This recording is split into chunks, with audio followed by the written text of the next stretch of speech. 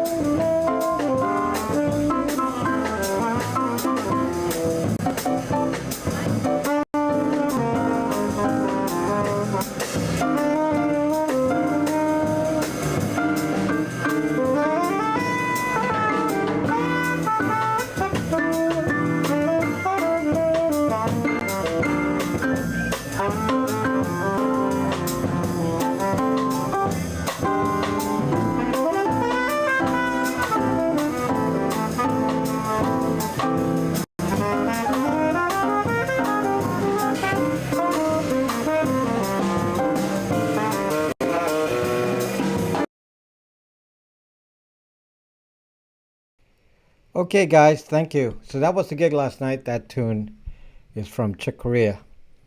So I'll post the complete tune together with others on the Rob Braxman Jazz channel. So if you watch that, then I'll be posting that particular gig in there. That tune is ready to be turned on YouTube. So, okay, guys, welcome. And the format, as usual, is that I talk for around 30 minutes.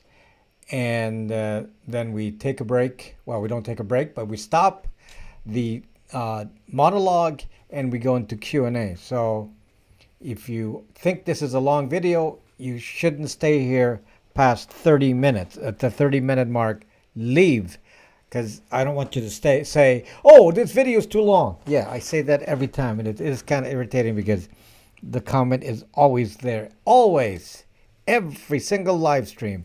I also know that live streams are not really fed to people who are not subscribers. So it's only a subscriber only thing from YouTube. So nobody sees it. And so usually I get many unsubscribes per broadcast. So I measure the success of the live stream depending on how many unsubscribes I have. So if I even slightly delve into a little bit of politics, I'm going to get minus 50. If people like it, it'll be, minus 10 subscribers or below. It's really hard to grow your channel when it's always going down. So that's the reality of what I do. So anyway, the specific topic is about it's really connected to the last video, and this is more of a beginner level, because people say you don't offer any solutions, and I've been offering solutions over and over, but people are just not catching on. They're not catching on to what I'm trying to say. So we're gonna make this entirely clear so that there's no doubt about what I'm trying to say. And if you're an expert, stick around because, you'll put your 10 cents in as well. So the main gist of what I said in my last video, presented in a little bit different way, which is to tell you that it's pretty hopeless if you have a Googled Android or an iPhone. To be honest with you, it is impossible to gain any kind of privacy if you have an iPhone or a Googled Android. This is what I call a normie phone. If you have a normie phone, we're kind of like dead in the water. We're not gonna get any further here. So people are like posting comments even on Brax.me saying, "Oh, I got my iPhone 13 Pro Max, and what do I do? GCHQ is hunting me down," and all of this kind of stuff. Mostly those are trolls.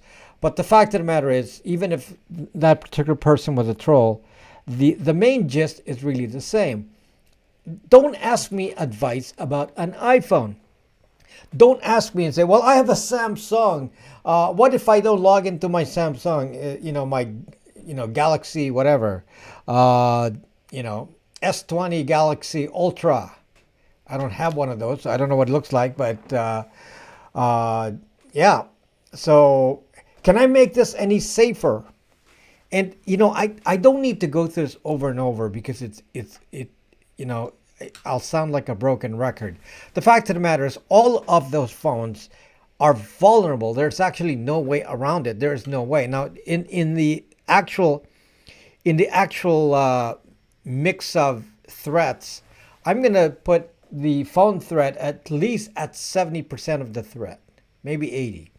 70 to 80% of the threat is going to come from the phone. And I explained it in the video, but people are just not catching on because I'm talking about logins, and they're like missing the point because they're beginners. Okay, so we'll make it clear. The real issue is this: if you have a iPhone or a Google Android, there's just no way to disassociate the connection between you and the phone, and it passes on to your computers and other devices, including other devices in your home that are phones, and they're going to all be matched together with what is called cross-device tracking. So Google and Apple have been hard at work, Facebook as well, hard at work to do cross-device tracking. This is the holy grail of advertising because they want to know what you're doing on the internet. If you go to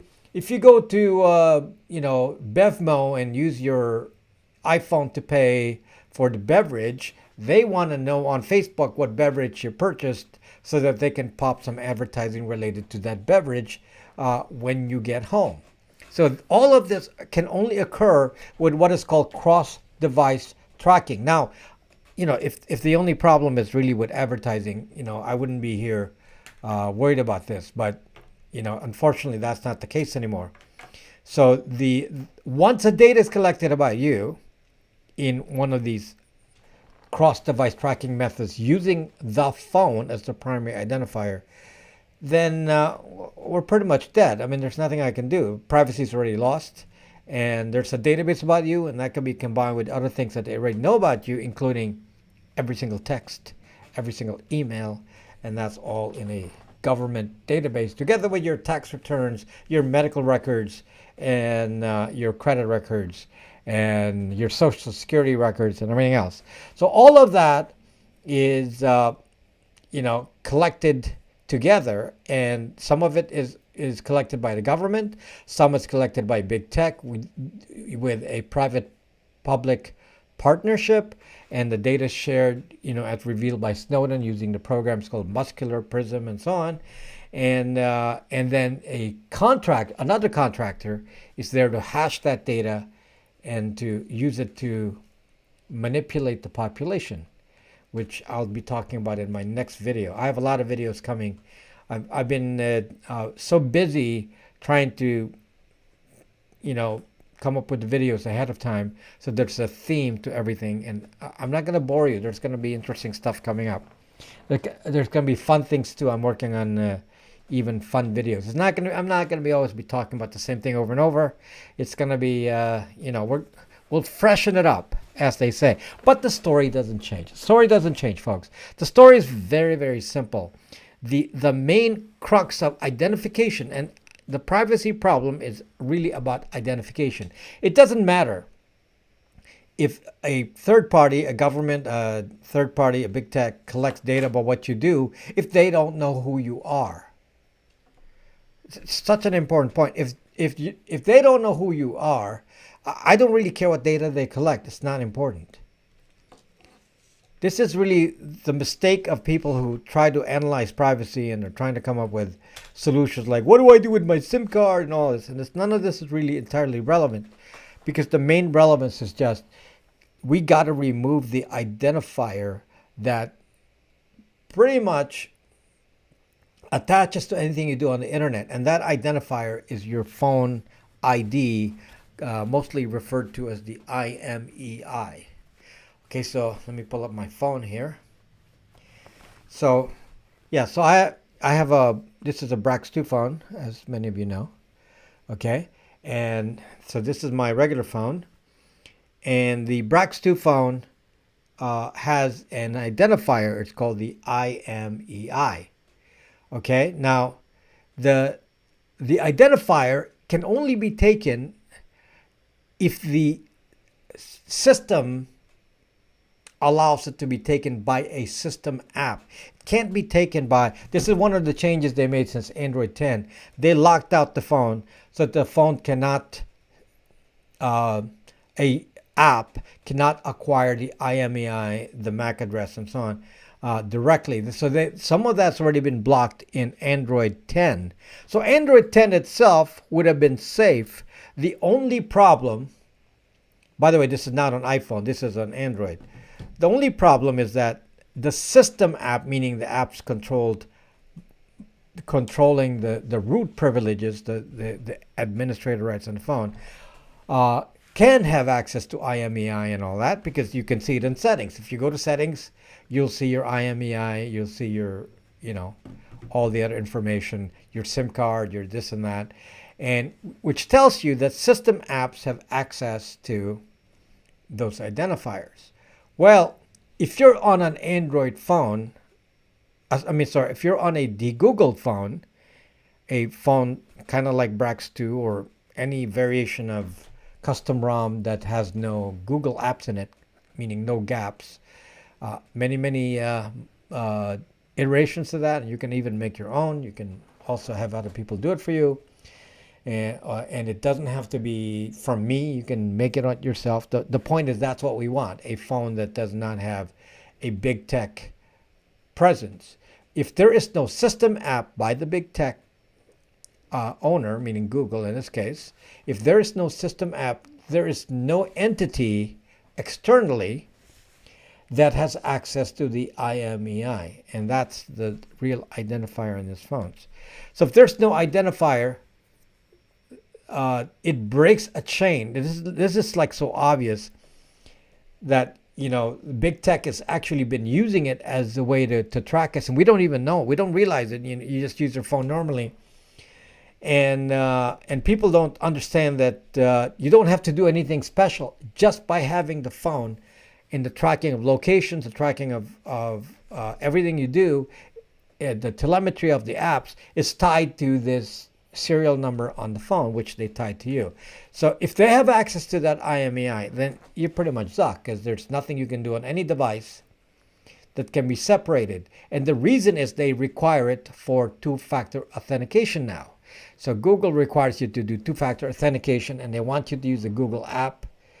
They still accept, for some certain parties, they still accept non-Google apps. They accept two-factor authentication using texting only for some groups, because they didn't implement it. They did not implement it for everyone, but they implemented for all the major YouTube channels. So channels like mine are required to use the full Google app for two-factor authentication, which means we have no escape. We have to have a Google Android, because they want that IMEI to prove your identity. So that's the thing now, is the IMEI is there to prove your identity. So it's basically a government ID is now in here. So the way around, as I discussed in the video, which may not be entirely clear, is that you have to dump any phone that gives an IMEI identifier to big tech. Your phone will always have IMEI. The IMEI will be visible to the carrier, but that's not important. It's more important that it's not be visible to apps, big tech apps, Facebook, Google, Apple, and so on. So that's what we're trying to avoid is to get that identifier. A phone like this Brax 2 as an example doesn't reveal that. So because they can't take any ID from here, immediately you see, oh, you can have a phone that doesn't reveal an identity. So there's nothing to really track here. I never logged into the phone. There's no Google ID, there's no Apple ID, there's no login anything. You can log into specific apps.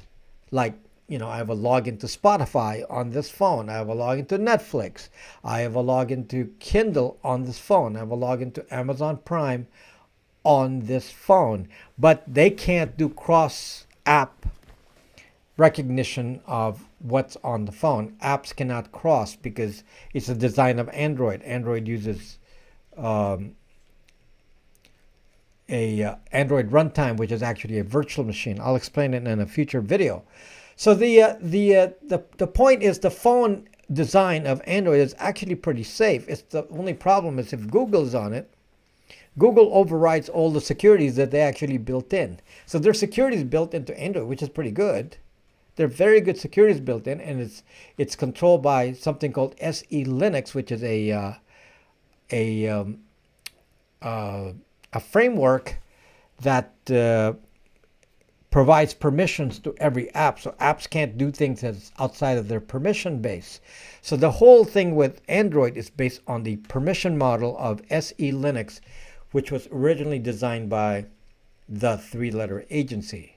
So the three-letter agency shared this code, and it became part of Android and part of many Linux distros. It's called SE Linux. So that was created by a three-letter agency. So that's what's on the phone. And basically that platform means every little program that you use on the phone is compiled, turned to binary code with SE Linux permissions. So the permissions are embedded in the app, meaning there's like a wrapper. If this is the app, there's always a wrapper around it called SE Linux, and the SE Linux wrapper makes sure the app cannot extend beyond what is permitted to do. So you can't have rogue apps. It's very hard to get a rogue app to do things that it's not supposed to. So this is why it's actually quite hard to hack a phone using a standard method. So it's very, very hard to say, oh, I'm just going to, have some regular hacker go hack a phone. It's pretty hard. Pretty hard. The techniques typically to hack a phone involve three-letter agency levels, some state level, because they have 0 days that can get access beyond the usual things that we know with apps. So to go back to the original point, the point is that we want the phone to be not emitting an identifier, and because there's never a login on this phone, immediately you know that you have a device that does not have an identifier that can be connected to anything, and there is no system level app, an app with permissions to access those secret things, identifiers in the phone. It doesn't have permissions to do that because there is no entity loaded into here when it is not a Google Android. So at the moment, the only realistic phone that we can buy that is safe would be a Google, a de-Googled phone like this. Okay, this is the only option right now. In the future, there'll be Linux phones. But for regular consumers, there isn't any option right now. So it's not that I'm trying to push a certain kind of phone. I'm not. You can actually use any custom ROM that doesn't have any Google on it. They're all fine to me. So it's not about me trying to sell you something. It's the only solution today. And if you're if you want to experiment and you want to get a Linux phone and get a Pine Phone Pro or something like that, that is perfect. Support the cause. It won't be user friendly, but it's a beginning, and then you support the project, and it'll get better. The more of us that support projects like that, the better it will be. So yeah, I'm very proud of what the pine64.org company has done, and I know the owner and some of the people in there, and they're it's very specialized what they do, but it's an example of a phone that does not have any login. So that is also quite a solution, if only they're ready for consumers. But unfortunately, they're not yet ready for consumers. They're only ready for developer levels or people willing to be early implementers. So if you're ready to be early, then you play around with those kinds of devices, and you're a little bit techy, and they're fun because you can run Linux on a Pine Phone Pro. I don't have a Pine Phone Pro. I have the original Pine Phone. I have 2 iterations of that, and yeah. So I hesitate to push something that the average person can't use yet, and they know that, and they state it. But very supportive of them. I was very supportive of another project, Ubuntu Touch, but I don't have a device that I can install that anymore in the USA. So none of the phones that run Ubuntu Touch can be used in the USA anymore. So I'm kind of zucked. So there's no option there. So I only promote what can be done, and fortunately I've actually made these products. So like the Brax 2 phone, which is received very well. People really like this phone. So this is I'm so happy that this has gotten a lot of support. So from a problem point of view with the Brax 2 phone, as an example, 95% of the people who have this phone, no peep at all. They're all happy. I mean, the peeps are like, oh, happy with the phone, and that's all I hear. There's 5% that have problems with carriers. The phone does not have all the bands. It doesn't have band 4.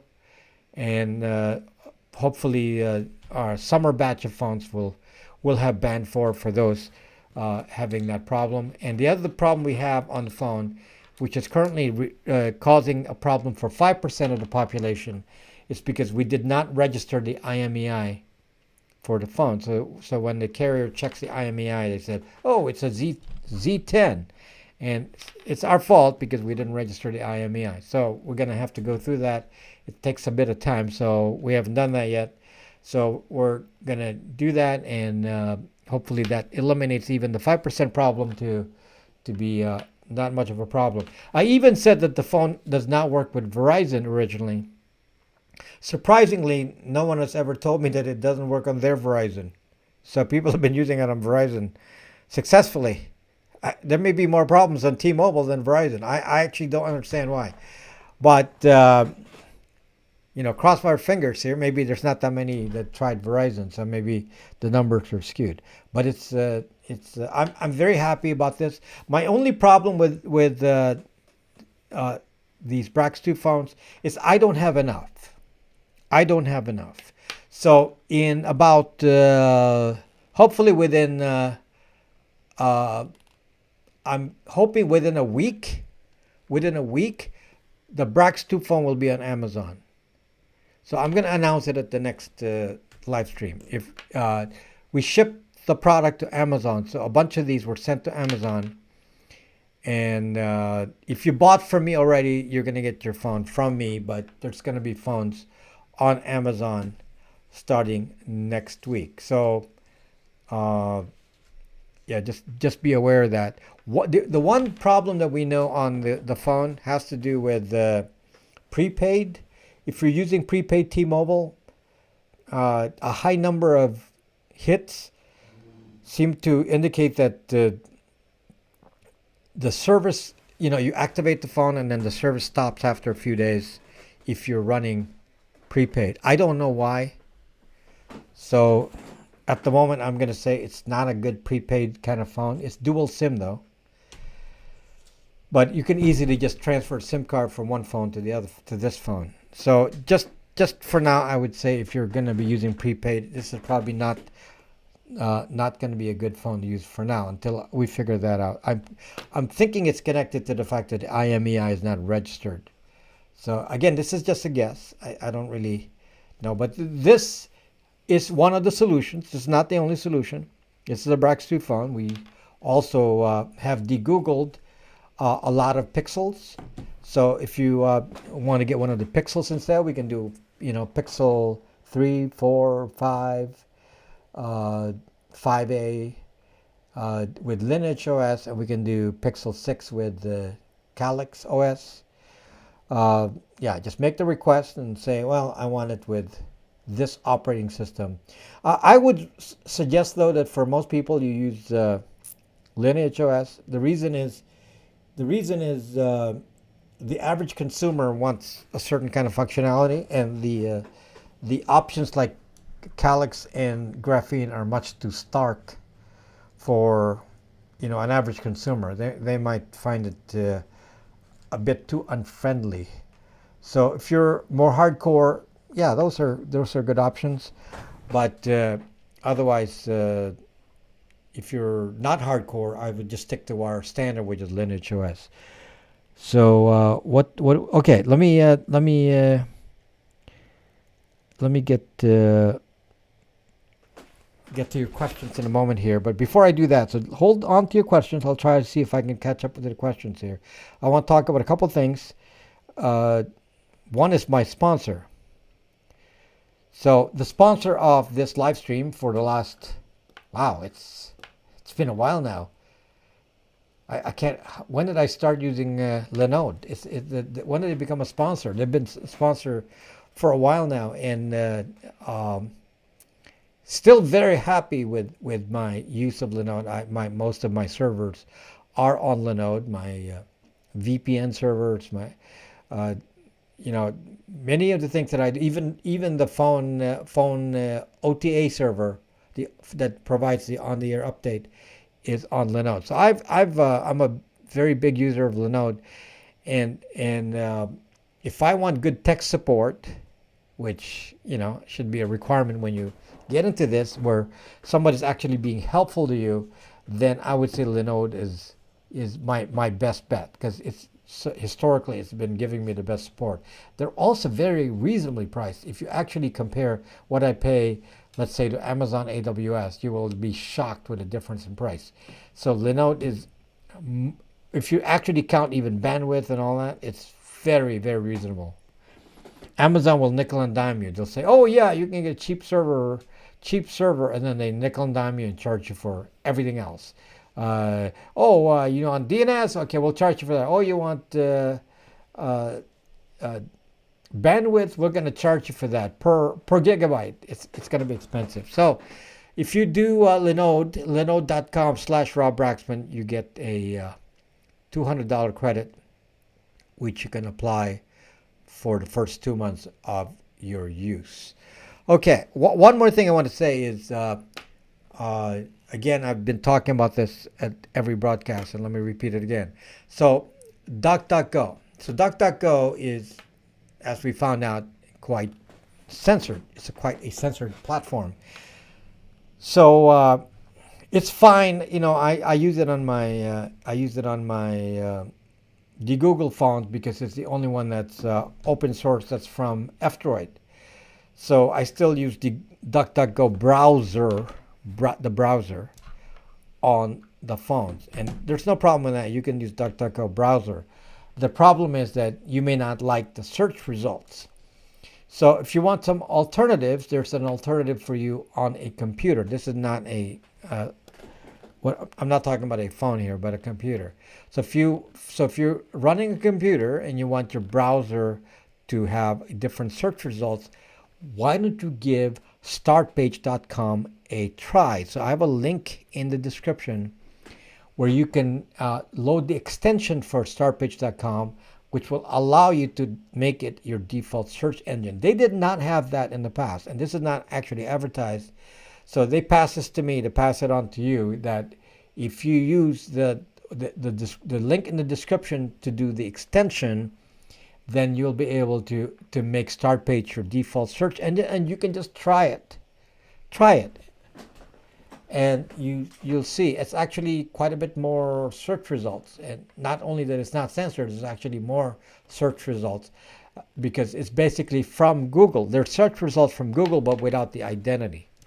So just try it, give it a try, and then see if that works. So DuckDuckGo as a browser, I mean, as a search engine, is definitely not my preferred one. I like the results are first of all very short now, and there's with all the censoring, they're actually cutting it out even be shorter. Okay, Google bought who? Google didn't buy anything. Google does not no company I mentioned is associated with Google. Okay, so anyway, I'm going to go into your questions now, and let's see what I miss here. So if you're here to say that the video is too long, now is the time to leave. Bye. So keep that short. Bye. Now this is now the Q&A section. So the Q&A section is completely separate, and where I interact with you guys and see what you guys are thinking about. Okay, Pixel is associated. Yeah, that's a very strange thing, how the Google Pixel is actually the best phone to de-Google. It is very interesting. And I think the move actually made it a nice experimenter's phone. And I think what that does is give the phone more value. So the resale value of a Pixel is much better because you can use it beyond its original use as a Google Android. So maybe it's intentional. They increase the value, they increase the use value price of a Pixel, and that's probably why they allow it. So not a bad idea, and it helps us since we don't, the Pixel is one of the biggest sources of de-Google phones. I've sold more Pixels than any other phone. But I'm getting to the point, I'm going to be selling more Brax 2s than even Pixel. So I've already sold quite a bit of this. So yeah, we're already ordering the next factory batch because we are yeah. I don't know if I'll have enough stock through summer. Probably not. I probably only have, and it's already a 2 to 3 week wait to get a phone. And I bet you I will run out of stock in a couple of months or less. And then I have to wait for summer to get the final batch. So that's what it looks like right now. So yeah, unfortunately the demand is exceeding the supply, and supply chain issues. So anyway, I have de-Googled my Pixel 4. Awesome, Andy. Awesome. So people are saying that I force myself on you and say, you got to get it from me. No, you can do it yourself. You can do it yourself. So you can do it yourself. If you want to do it yourself, it'll be fine.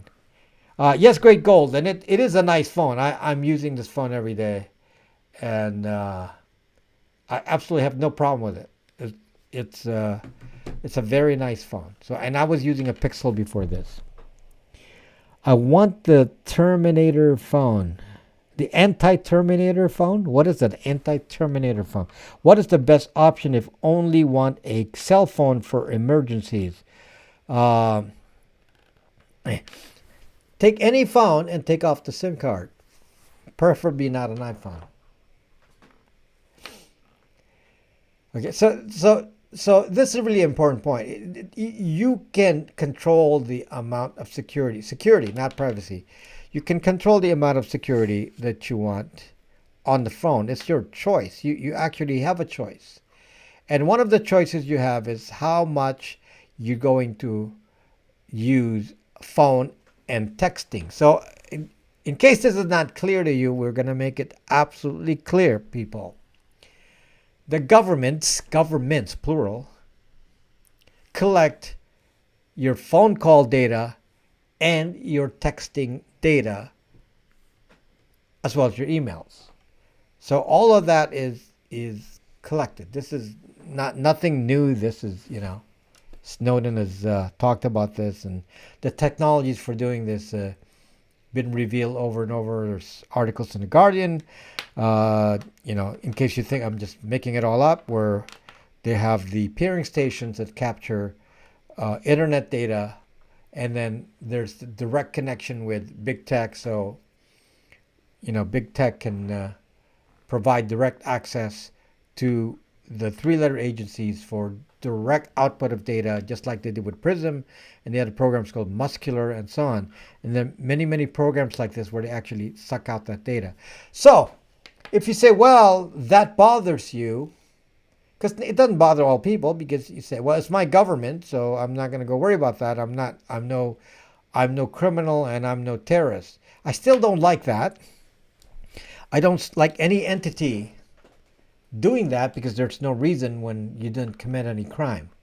So I don't like that they're doing that, and they're probably collecting a lot of data about me. So I don't like it. But to be honest, I don't do anything illegal, so they can collect all they want, and it's not going to get anything. But I just don't like being watched. Do you like being watched?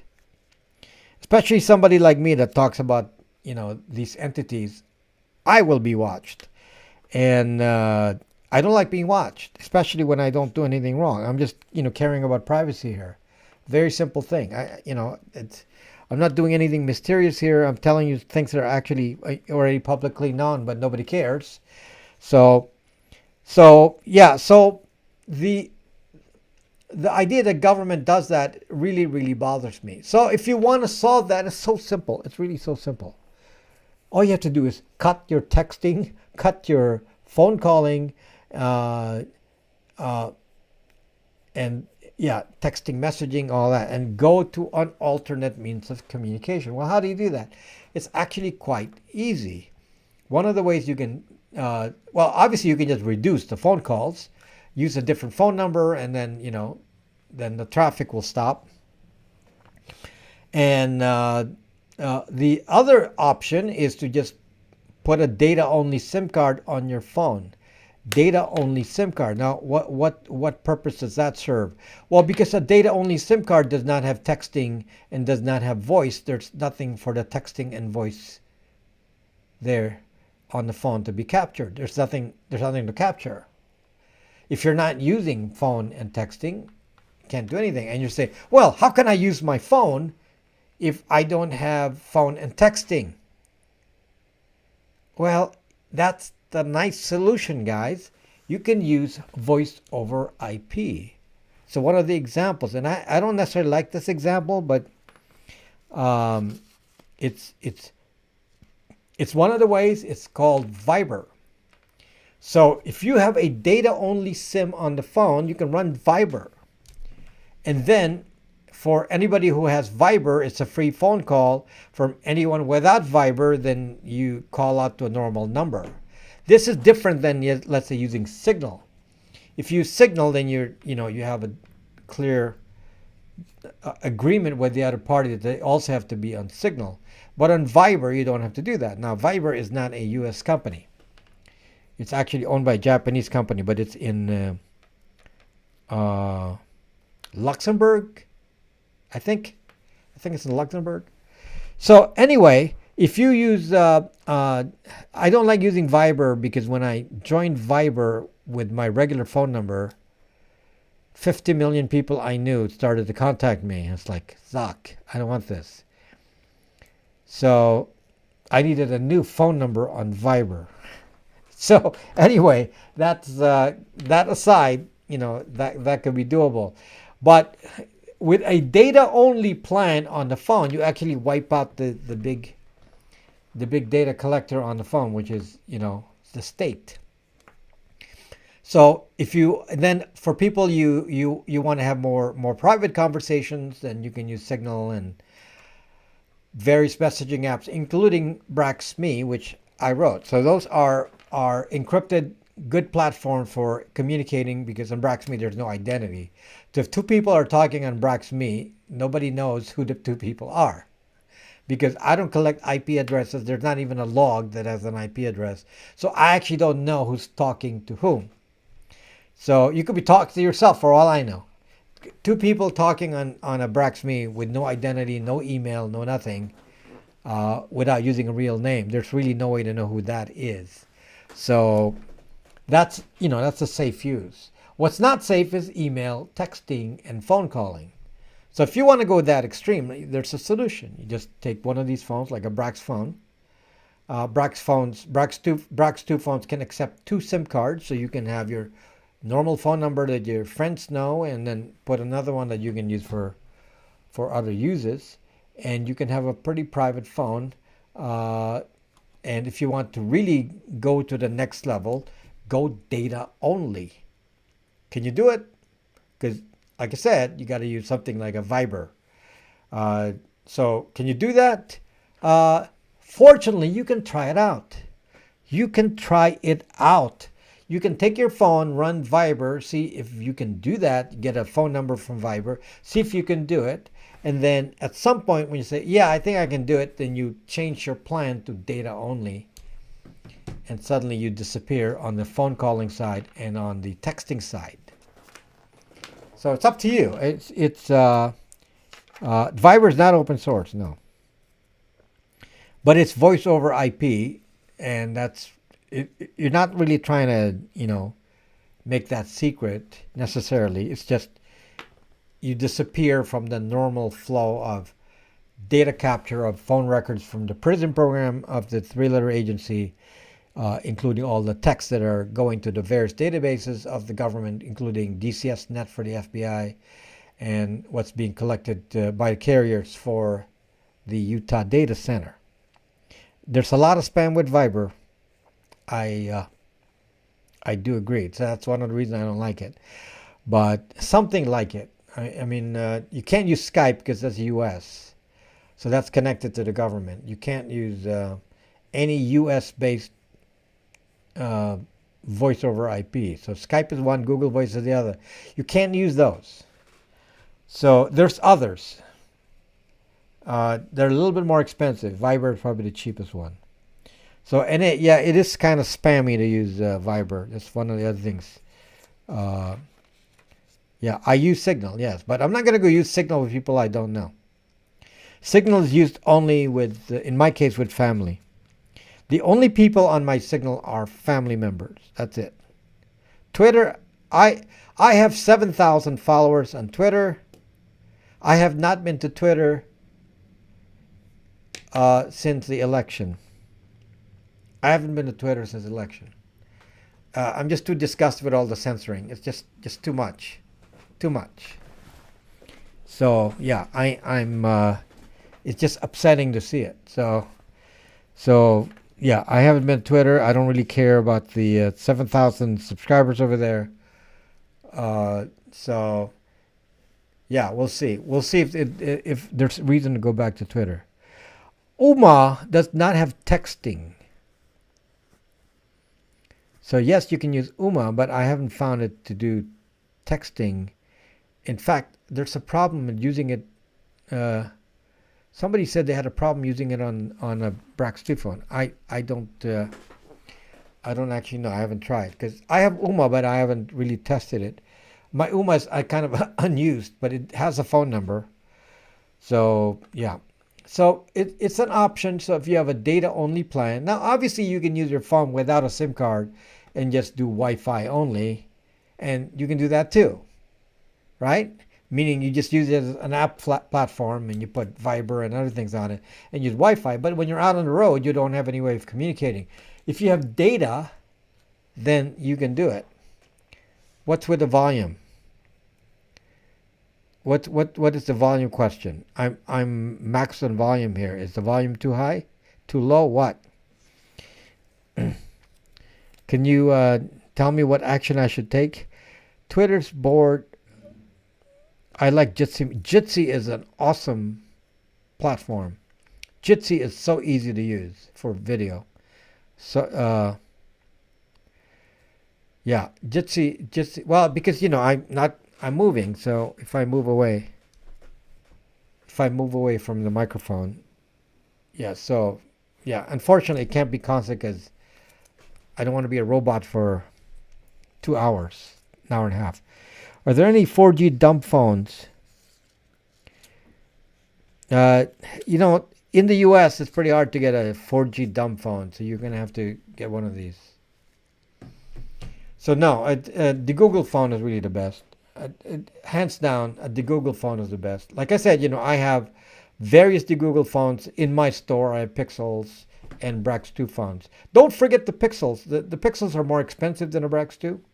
A Brax 2 is only $379. My Pixels go all the way to $700. So Pixels are higher end phones. Many of them are made of glass, and they have faster CPUs, and you know, generally flashier phones, and they're fine as the Google phones if you install the right OS on it, which I do on mine. So they're fine. You don't have to have a Brax 2 phone. So some of you, if you're having compatibility problems with carriers on a Brax 2 phone, meaning you fall into that 5% that have an issue with the Brax 2, get a Pixel. It's a little bit of an upgrade because Pixels are more expensive.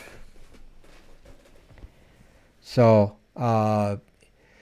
yeah, but functionally, I don't have any problem with it. The camera's great on a Brax 2.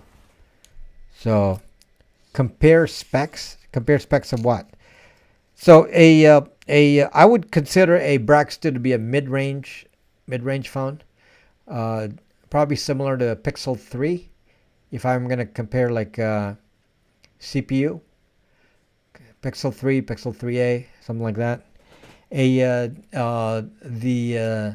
Pixel 4, Pixel 4a, and Pixel 5s are obviously upgrades, and they are more expensive. So, is Brax phone hardware open source? No, Brax phone hardware is not open source. Just like it's impossible to have phone hardware that's open source. For patent reasons, all phones are made by the same two companies. The motherboards are made by Qualcomm and made by MediaTek. And they're not going to go open source it for you. So, no, we don't have a choice with that. Can they be hacked? Unfortunately, yes. But that's not really a privacy question as much as a security issue. So, but it takes a different level to hack it. I mean, I don't know how to hack an Android or an iPhone. It's not within my skill set. You have to be a three-letter agency level to do that. So, why can't I put a phone on Windows? Why can't I put a phone on Windows? Or you mean put Windows on a phone? Okay, how many megapixels on a Brax 2? The camera is capable of 48 megapixels, I believe, on the back camera. The front camera is 25 megapixels. So it's very high resolution. However, it doesn't capture all that because the software only captures it in 12 megapixels. So the image would be huge if it stored it in 48 megapixels. You'd run out of space in a flash. So the images are stored in regular size, but the camera is actually capable of 48 megapixels. So it's downscaling. So it's very high quality camera. It's one of the nicest features about the Brax 2 is the camera and a dual SIM. They tried Windows on a phone and it failed. Correct. Jason Summers said it's interpolated.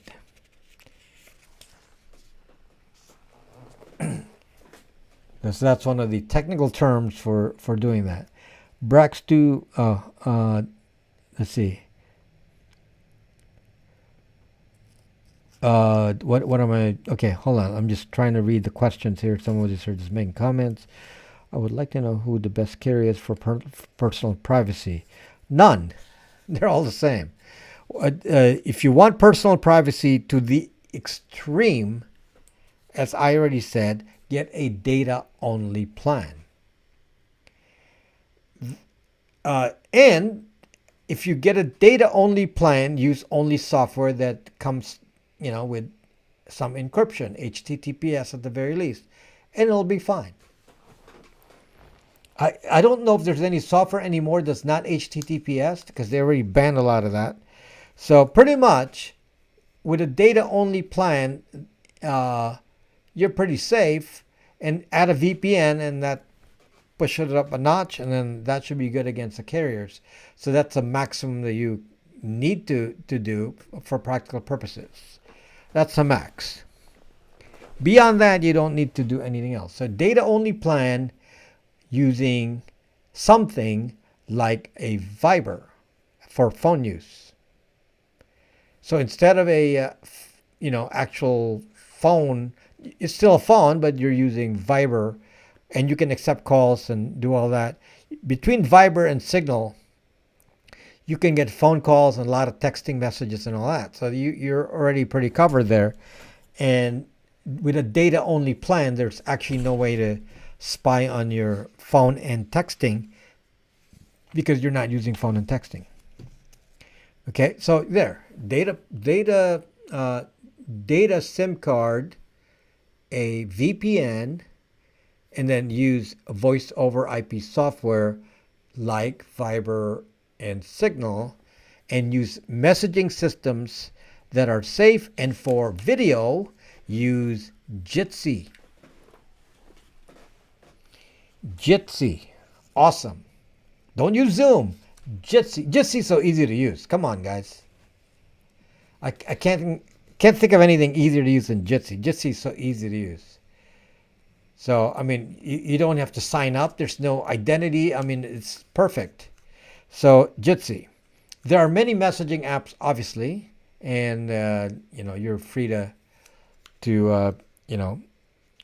use them. They're all going to be at different levels of security and privacy. Some more secure than others. Some, like Telegram, are secure only in the one-on-one conversations. In group conversations, it's not. So that's why it's not best for high security, but it's fine for normal kind of use. So if, it's no big secret. You're just doing social media. Telegram's fine. I don't have a problem with that. I have Telegram. I hardly ever sorry. I hardly ever use it, but it's fine. I just don't like the phone number, just like I don't like the phone number in Signal. Okay, so that's kind of a advanced thing. If you want to go that advanced, you don't have to. It depends on your threat fear. If you fear that you don't like the government watching you, well, that's an approach. For me, I hardly get any phone calls. 99% of my phone calls, 99.9% of my phone calls are spam. I do not actually answer my phone.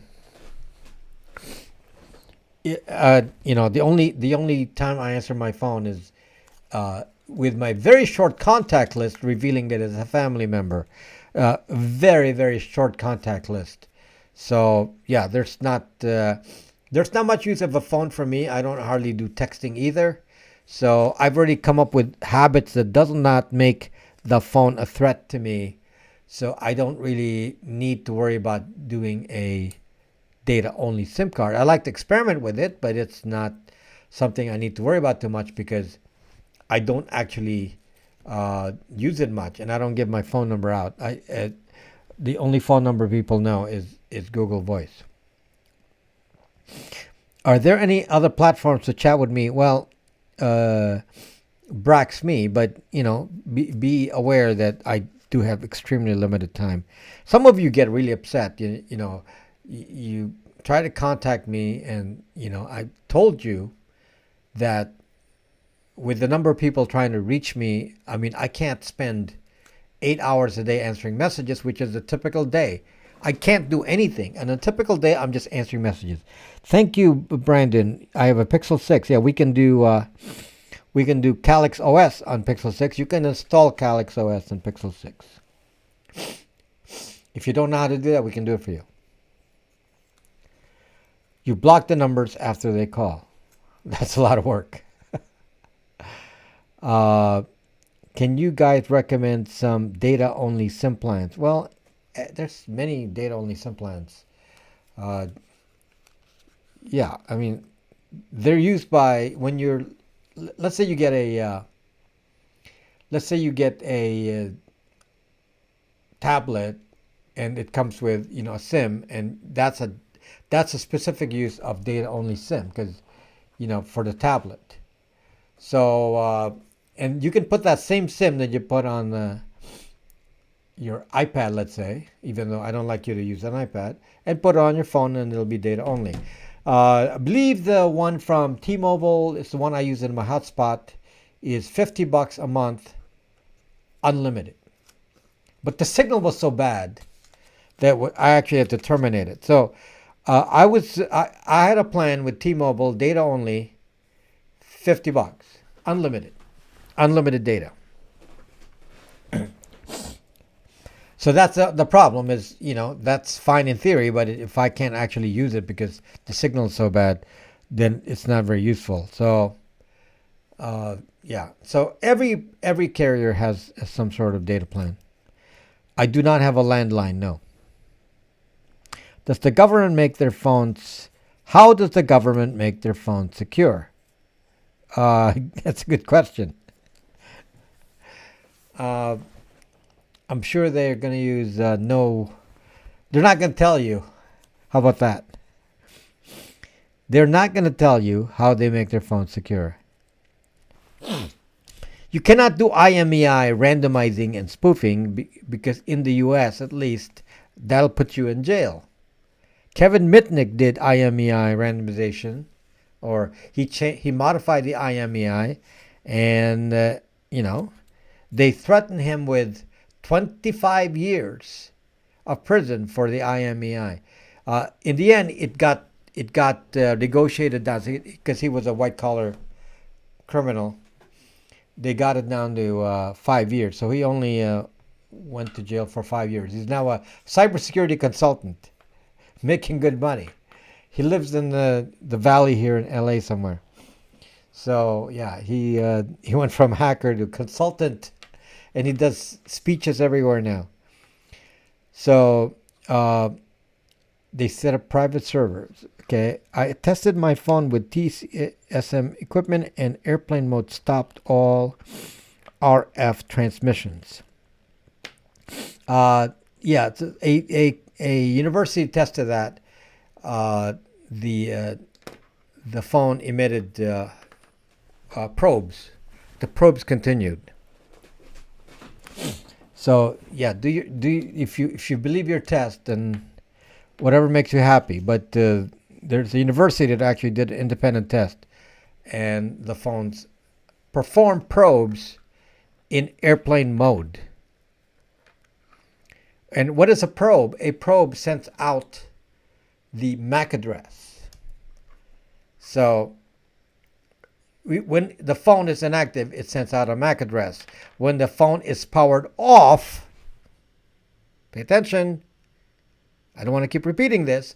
When the power is off, your iPhone turns into an AirTag. So you're going to tell me, well, my phone doesn't emit anything. Yeah, right. Some of you guys are doing testing with equipment that doesn't really pass the muster of somebody with a ham license. Okay, I'm a ham radio operator. I understand frequencies. I understand what's going on. And some of you think that when you're blocking something, you don't even know what you're blocking, if anything, and you don't even actually know how short the signal is. I don't even know. Some of these signals are so short, like with Bluetooth BLE. They're so short, I don't even know if you can see them visually on a waterfall. When you're doing, that's part of the power saving, is they just send a short burst, like a millisecond. How would that even display in a waterfall? So you can't even use waterfall. You actually have to use data, in order to do this, you have to isolate it in a RF-free room. So when somebody says, well, I used this test equipment and it didn't emit any data, I don't believe you, because you have to be in an RF-free room to even prove that, because there's already emissions around you just from BLE, from Wi-Fi probes and so on that goes around everywhere, and it's that you can track on Wireshark. So yeah, without the right equipment, you don't know what you're looking at. So you got to be more advanced to test this. The guy that really knows how to do this is the channel, the Danish hacker.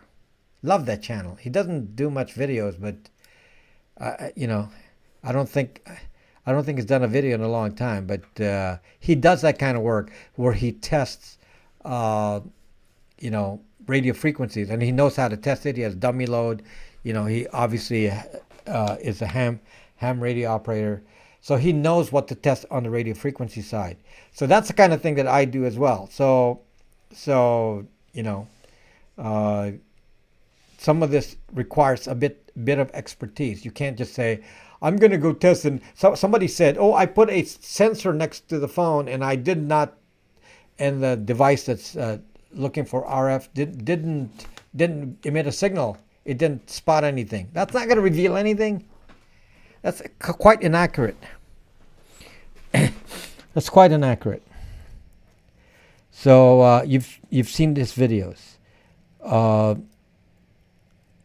Unit for Amazon. Since you proved with your Mac M1 purchase that their tracking is always one step ahead of our vigilance, should we then demand data ownership? Yeah, but you signed it off. You signed it off in your TOS. You agreed. Yeah, you're zocked. The best thing is just leave the platforms. You signed off all your rights every time you go into platform. You go into Facebook and you agree to their permission, to their terms of service. So you're zocked. There's not much you can do. So, yeah, my sense, if you've been following me for, some of you, 7 years or 8 years now that I've been doing this, live streaming. If you've been following me since the beginning, I didn't used to feel so badly about the iPhone. And as you know from recent videos, it just kept getting worse and worse. And then now we've gotten, to a level that the iPhone is actually quite a bit worse than an Android. What the heck? Why did they do that? How did they do that? Where they made it worse than an Android, than a Google Android. I mean, that's how much spyware is in an iPhone. It's crazy. So now how many times do I have to repeat it? When your iPhone is off, it's a zucking AirTag. I mean, that should be enough right there. So my call sign, Eric. Why would I tell you my call sign? Now, you must know that if I give you your call sign, you're going to go to QRZ, and then you're going to see, what my posted name and address is. So, that's smart to tell you my call sign? Of course not, since I'm not on ham radio. I'm not required to give a call sign right now in this platform. I'm not using RF here. I'm not on a ham radio frequency. So no, I am not going to tell you my call sign. So, common sense. Why do you keep Jason Robb? Why do you keep popping that? Here's your sign. Yeah.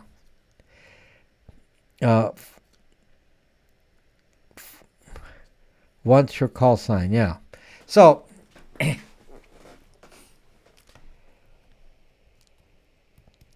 breaker. No, actually, it's CQ. So, yeah, you can show. I have a video. I'm doing ham radio. I didn't announce my call sign, but because I struck that portion off. It's on the sailing channel, because I was doing ham radio on the sailing channel.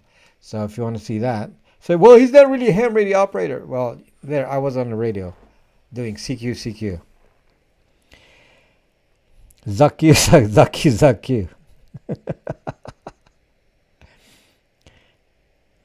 Assange is extradited to the U. Is that true? Is that true? Zak. Is that really true? Yeah, this is the problem, guys. You know, it's yeah.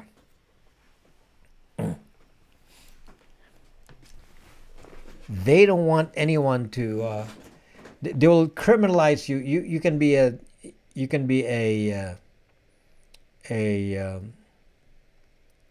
whistleblower, and they will criminalize you. So that's actually my scenario for my next video. It's going to be not this coming video, but a couple of videos from now. So it was approved. Wow. That's bad news. That really makes me feel very sad. But he's like suffering in there. So yeah. So maybe a change of scenery might be good. Maybe he'll get more support in the U.S. Who knows? How hard is it to change an IMEI? I told you, Perfect Black, if you change the IMEI in the United States, you can get 25 years in jail. So no, I am not going to modify IMEIs. IMEIs are typically changed on the baseband modem, and you can probably do it with a dial. On the dial, so there's a sequence of keys to program it. So they can probably program it on with a phone dial, and then only the people who are privy to that can do that. So Mitnick knew how to do that. So he knew what the phone dial things are to do to set the sequence of the IMEI. So yeah. Now we at the manufacturing process, put the IMEI on the phone, and yeah, so we can do it one time before it's sold to you. I believe after that it's got to be fixed. Assange is closed to extradition. Okay. I changed my IMEI. Well, then you're zucked.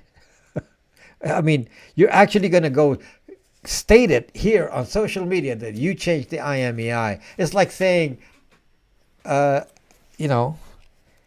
the black vans show up, the black SUVs show up and pick you up. So no, don't mess with that. I'm certainly not going to tell you here on this channel to change the IMEI. No, I'm not going to tell you that. Don't do that. So, video is over. What does that mean? Snowden is advocating for Julian right now. Yeah, they're advocating for each other. So, why do you keep telling me that, Jason Robb? That's a Volta phone. That looks exactly the same as a Volta phone.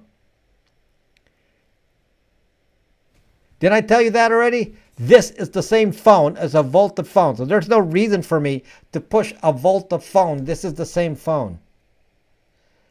Okay? Volta doesn't use Brax OS. This is using Brax OS.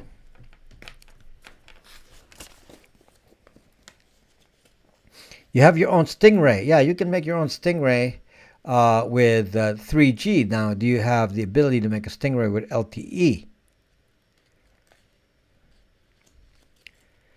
It is a nice phone. Yes. Let's see. I want to see Joe Rogan interview Snowden about what Russia is really like. Well, he already interviewed Snowden, so why didn't he ask that question then? He probably would be afraid, though, to talk about, the country that's, holding him safe from jail. So if he talks badly and Putin gets upset and kicks him out, then he's zucked. So yeah, it's kind of a rock and a hard place. So he probably will say, I don't want to talk about my stay here in Russia. That's like saying Motorola phones look like Nokia phones. In later news, water is wet.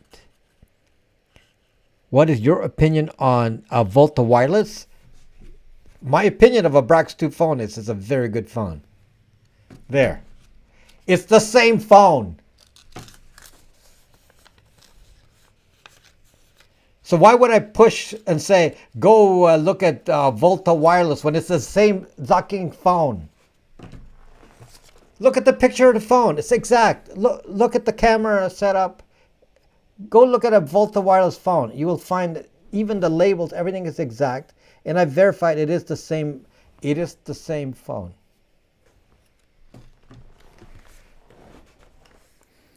Okay, so there's not going to be any mystery. I'm telling you right now, I found out. It actually surprised me. But Volta Wireless is the same phone. But to be honest with you, I don't know if they sold any. Of this particular phone, I am the major purchaser of these phones. I pretty much purchased the entire supply. So I don't know where Volta or anybody else is going to get this particular phone model because I bought them all. I bought them all. Okay, so Brax 2 phones, this particular phone, you can't, I bought the entire stock practically. Maybe they can sell 50 of them. I sold most of the stock. And I not only have I purchased the stock, I've already sold a lot of these phones. I've already sold a lot of these. Okay, so yeah, so nobody else has it. Is it a clone? No, it's the same hardware, however. The same hardware. Okay, so you don't need to go promote something else because Brax 2 phone. Okay. So yeah, there's no need to. If somebody talks about some other phone models, you check up with me. There's another phone that uses again the same model. So it's actually 3 companies, all in the security phone business. So 3 companies are selling this as a secure phone. Okay, 3 companies. And I bought most of the supply, so obviously you kind of know who the leading one is. So I bought, I don't know, 75% of the supply. Okay, so obviously whoever is supposedly competing and using this phone model doesn't have any stock, since I have the stock. And even I can't get the stock, but I purchased 75% of the stock. So, yeah, so that's the information for you. So, okay. This is the same phone. Stop mentioning Volta like it's something different. This is the same phone. Okay, so wherever I get it is obviously the same place. They can get it. But they can't get it because I have the stock. So the reality is I was told they're in pre-order. They don't actually have stock yet because I have the stocks. If you want that kind of phone, I have it. Nobody else has it because maybe they have a few, but they don't have a lot of it. Okay. Yes, same zucking phone. Now the OS is not exactly the same, but it's pretty close. Okay. The OS is not exactly the same.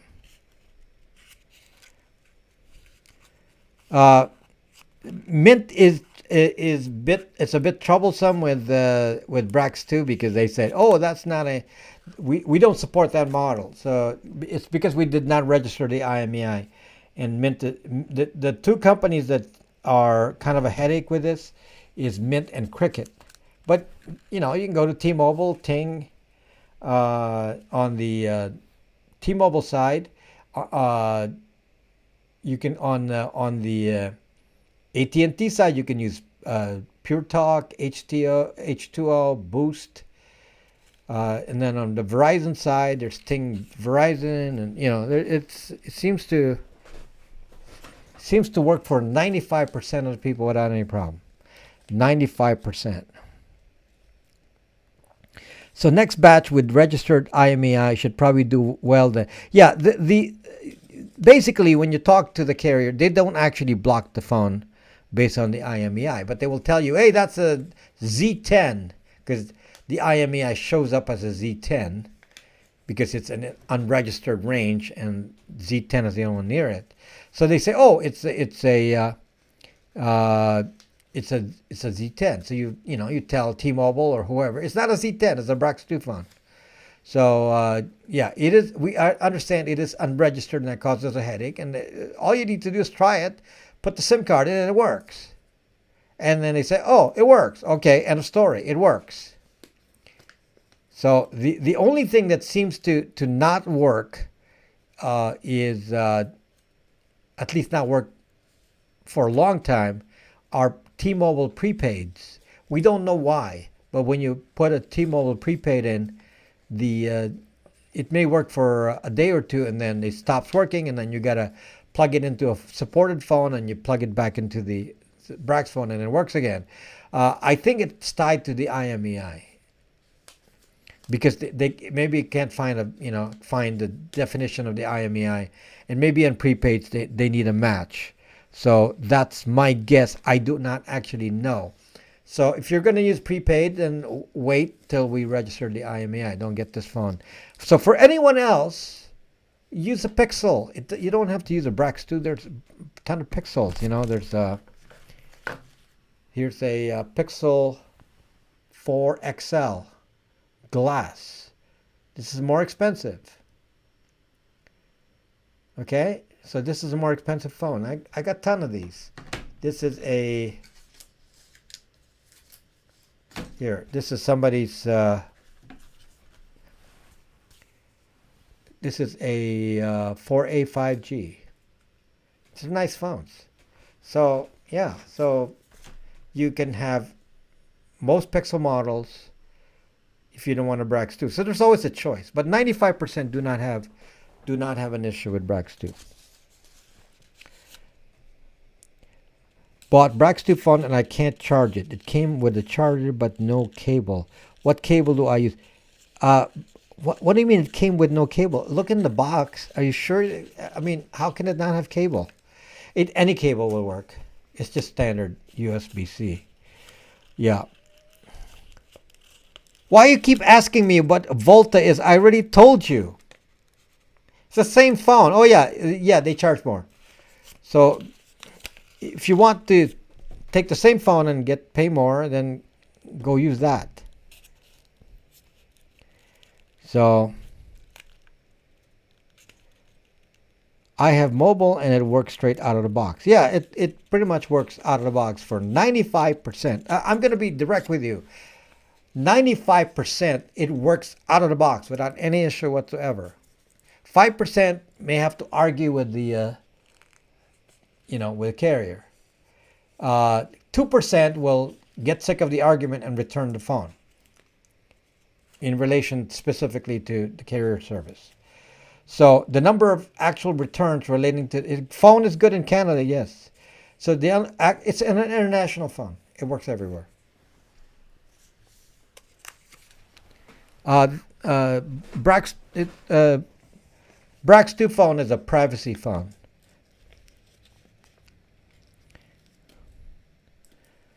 Brax 2 phones definitely work in the EU.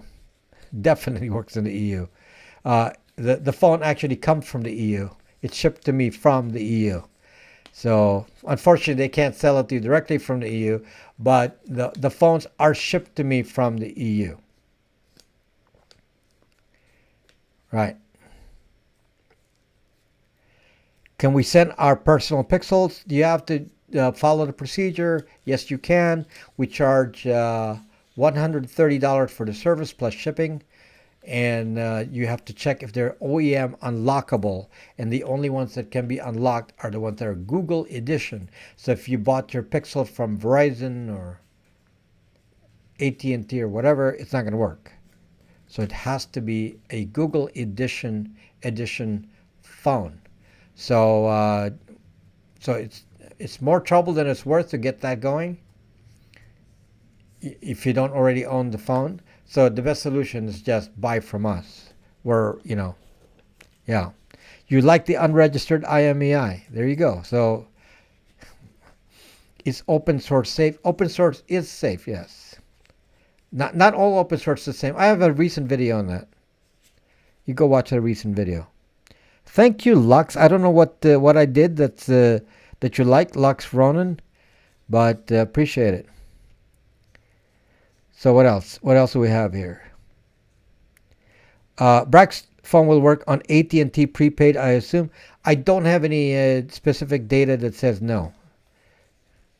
The most of the problems that I've seen are T-Mobile prepaids. So I can't tell you for sure because maybe there are not enough people doing it.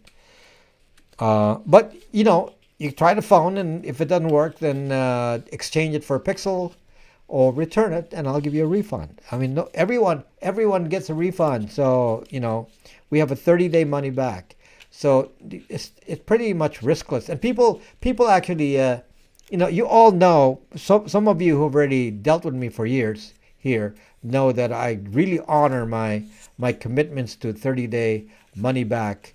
I even refund you before I get the product back. So it's my policy to rule in your favor when I can. I will rule in your favor when I can. So if I have a rule that says 30-day money back guarantee, even if I don't have the phone with me, as long as you let me know your intent, I refund you. So, I could be screwed by many people. And, fortunately that hasn't happened much, or if at all. And so, that's been my policy, is just rule in your favor to make it more convenient for you. And hopefully that comes back to me as a future sale. Even if you return a phone now, you might buy something else. So I'd rather make you happy. So that's my, would you refund a 31 days? Now, why would you need to ask that question?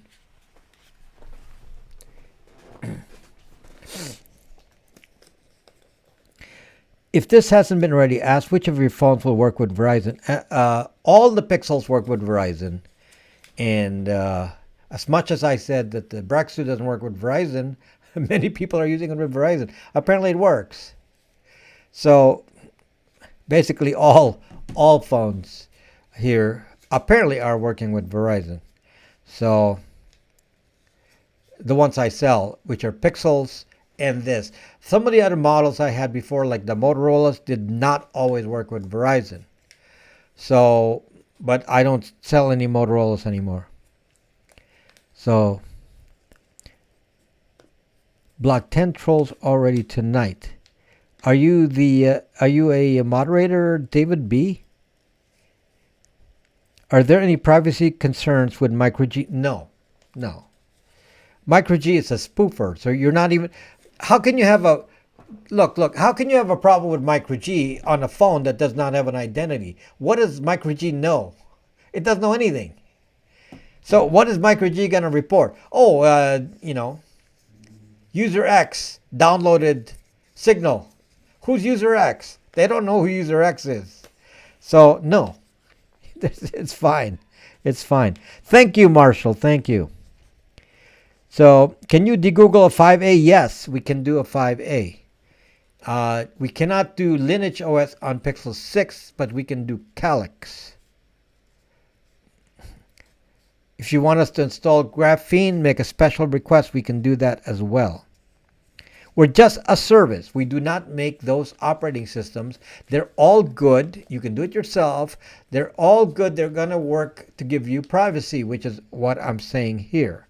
So choose the right phone. The right phone is a de-Googled phone. Whoever makes your the Google custom ROM. If there's no gaps on it, it's fine. Okay, what did I miss on the super chats? Haven't seen a super chat recently. The super chats were like early on, and I don't see them anymore. I'm sorry about that. I mean, some of them go way back. Okay, so let's see how much time I have. 5 minutes. What's a better life looking on a Brax 2? 2 days.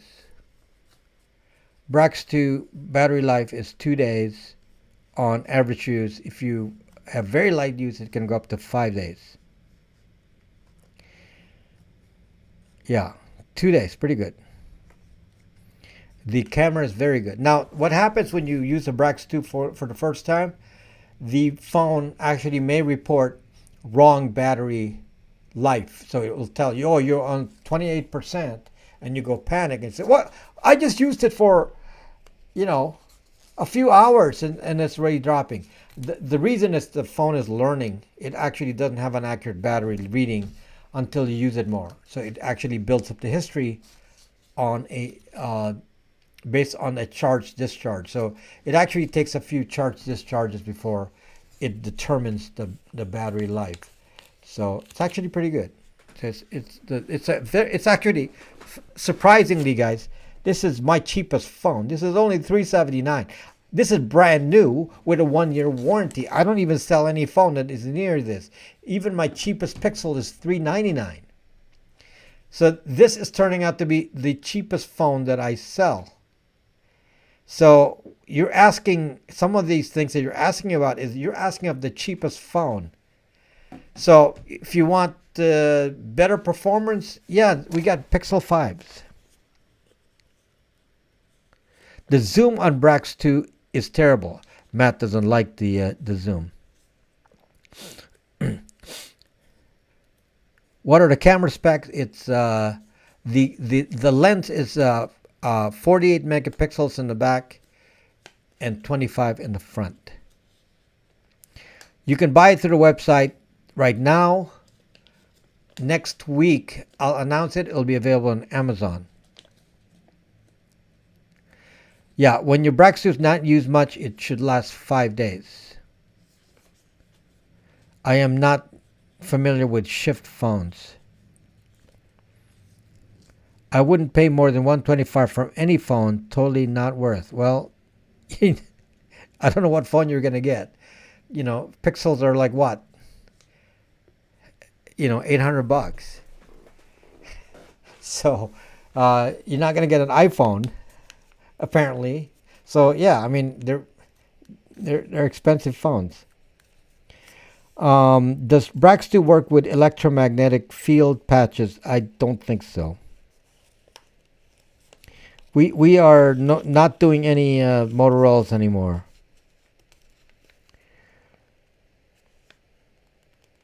Why are you spamming now, Marshall? Thank you. 80% sure. Thank you. That's very kind of you. So I've actually made so next week's video is ready to go, and then I'm doing a fun video after that. So yeah, I'm not gonna be doing the same thing every time here. We're gonna mix it up because we want you to get excited with the project here. Learn and learn and be activists in the privacy world. So yeah, but teaching you doesn't work if you don't take the first move. And the first move is get the right kind of phone.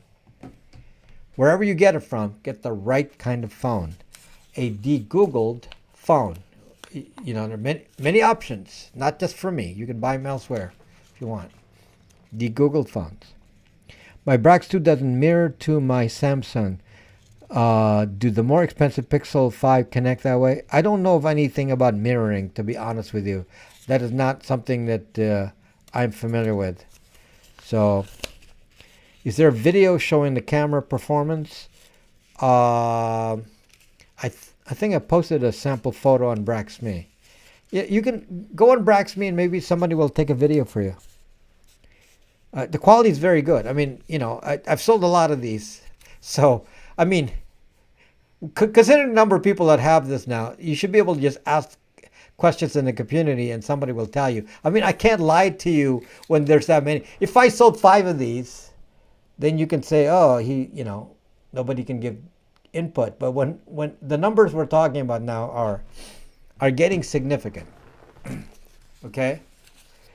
There's a lot of these phones out there. So we're in batch 5. We're in batch 5. And batch 5 is even a big batch. I still don't even have batch 5 yet. It may arrive at the end of next week. But then about the same time that a stock will arrive at Amazon. Okay, so there we go. We're out of time. And what are your thoughts on Richard Stallman leaving the open source community? Well, I don't know what that means. I don't know what that means. He's you know, like I do GPL version 3 on BraxMe. That's, you know, that's pro Stallman right there. Okay, so I already do the Stallman level that he wants. Thank you for watching, guys, and appreciate you being here. And I'll post the music in the Rob Braxman Jazz channel. Thank you for watching.